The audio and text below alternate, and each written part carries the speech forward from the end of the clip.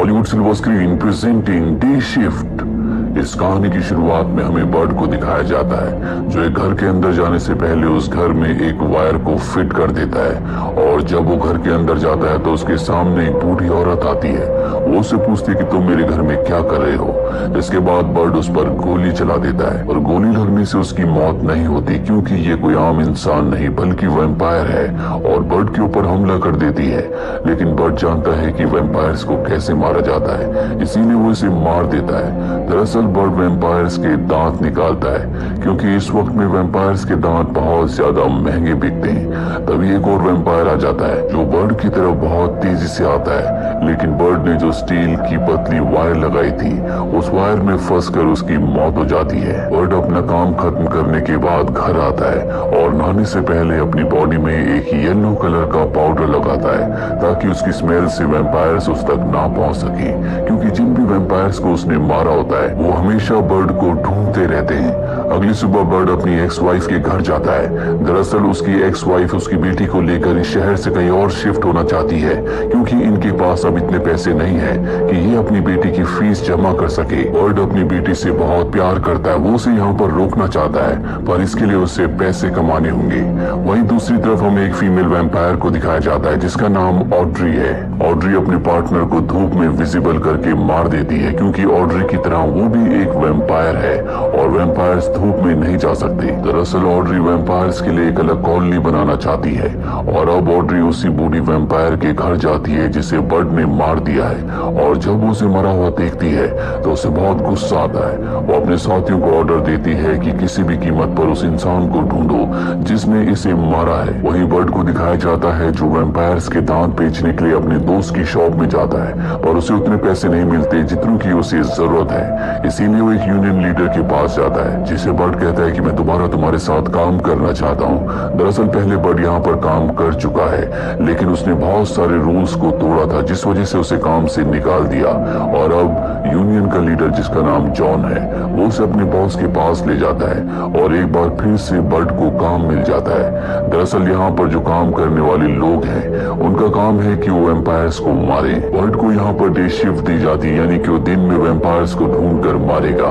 उसे एक पार्टनर भी दिया जाता है, और अब ये दोनों के दोनों अपनी गाड़ी से वैम्पायर्स को ढूंढने के लिए उन्हें मारने के लिए निकल पड़ते हैं। ये पता चलता है कि घर के अंदर 2 वैम्पायर्स गए हैं। बर्ड अपने साथी अपने पार्टनर से कहता है कि तुम गाड़ी में रहना, और उसे गन देकर वो खुद अंदर वैम्पायर्स का शिकार करने के लिए निकल जाता है। अंदर 2 वैम्पायर्स होते जो उसके ऊपर हमला कर दें। हालांकि बर्ड एक वैम्पायर को मार देता है, पर दूसरा वैम्पायर उसके ऊपर हावी हो जाता है, और तभी वहां पर बर्ड का पार्टनर भी आ जाता है जो ये मंजर देखकर बहुत ज्यादा घबरा जाता है। बर्ड उससे कहता है कि मेरी गन मेरी तरफ फेंको। हालांकि वो बहुत घबराया हुआ होता है, लेकिन सही समय पर वो उसकी गन को उसकी तरफ शिफ्ट कर देता है और बर्ड उस वैम्पायर को मार देता है। वही वैम्पायर ऑड्री को दिखाया जाता है जो बर्ड के दोस्त की शॉप में पहुंच जाती है, जहां पर बर्ड ने उसके रिलेटिव के दांतों को बेचा था, यानी कि उस बूढ़ी औरत के दांतों को। ऑड्री उस शॉपकीपर से पूछती है कि मुझे बताओ कि ये दांत तुम्हें किसने बेचे।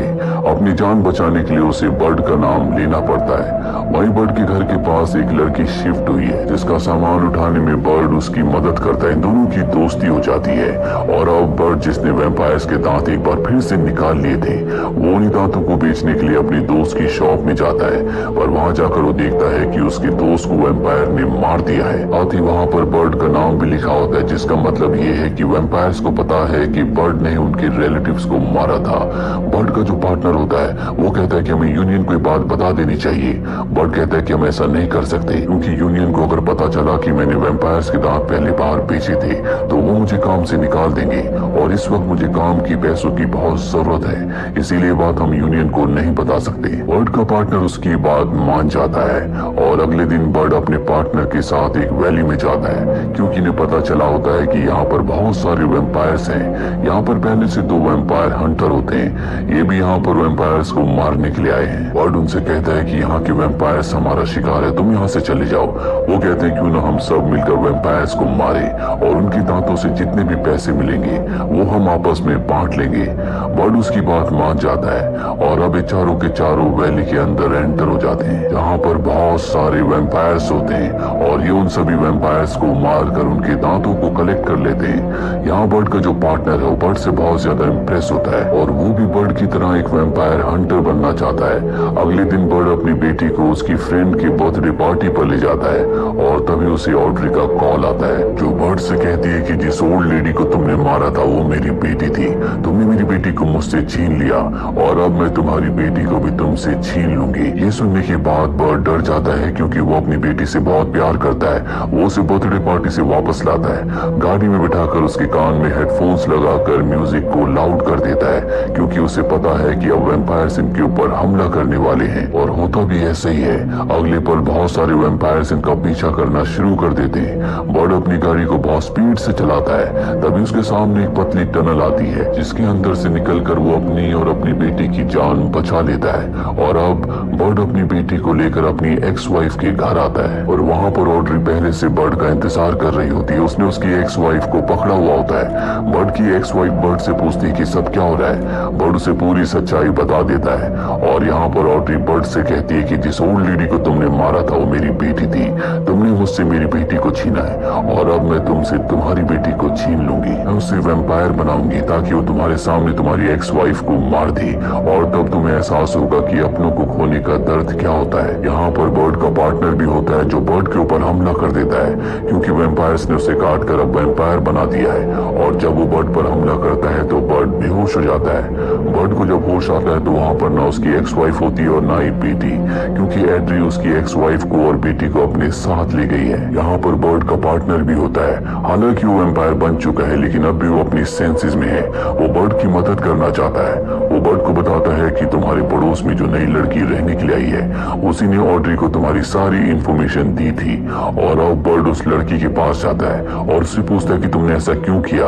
वो बताती है कि ऑड्री ने मुझे जबरदस्ती वैम्पायर बना दिया था, मैं उसकी गुलाम थी, पर अब मैं तुम्हारे साथ मिलकर ऑड्री से बदला लेना चाहती हूँ। अब ये तीनों की तीनों उस जगह पहुंच जाते हैं जहाँ पर ऑड्री के बहुत सारे वैम्पायर्स हैं। ये उन सभी वैम्पायर्स पर हमला कर देते हैं लेकिन इनकी तादाद बहुत ज्यादा होती है। पर तभी यहाँ पर बर्ड का साथी जो उसके साथ ही काम करता है जिसका नाम जॉन है, वो अपनी मशीन गन लेकर आ जाता है और ये उन सब वैम्पायर्स को मार देते हैं। बर्ड की जो नेबर है वो उसे एक टनल का रास्ता बताती है और कहती है कि वहाँ पर बहुत सारे वैम्पायर्स छुप कर रहते हैं। ऑड्री, तुम्हारी बेटी और तुम्हारी एक्स वाइफ भी तुम्हें वहीं पर मिलेगी।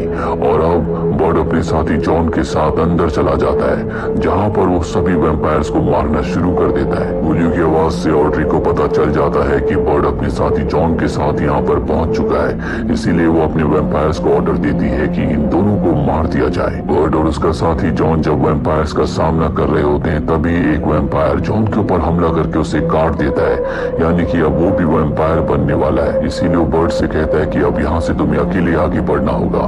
हालांकि बर्ड उसे छोड़कर नहीं जाना चाहता, पर जॉन बर्ड से कहता है कि हम दोनों एक साथ यहाँ से आगे नहीं बढ़ सकते, तुम्हें अकेले आगे बढ़ना होगा, मैं वैम्पायर्स को यहाँ पर रोकता हूँ। बर्ड को जॉन की बात माननी पड़ती है और जब बर्ड आगे बढ़ जाता है तो जॉन वहाँ पर वैम्पायर्स को मारना शुरू कर देता है, पर जल्दी उसकी गोलियां खत्म हो जाती है।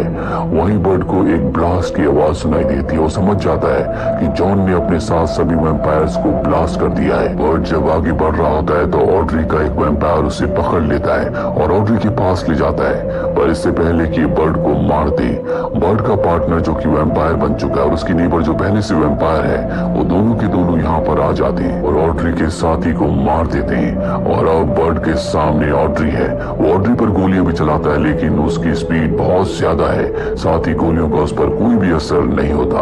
और जब वो बर्ड को मारने वाली होती है तो बर्ड की एक्स वाइफ पीछे से उसके ऊपर हमला करती है जिससे वो जख्मी हो जाती है।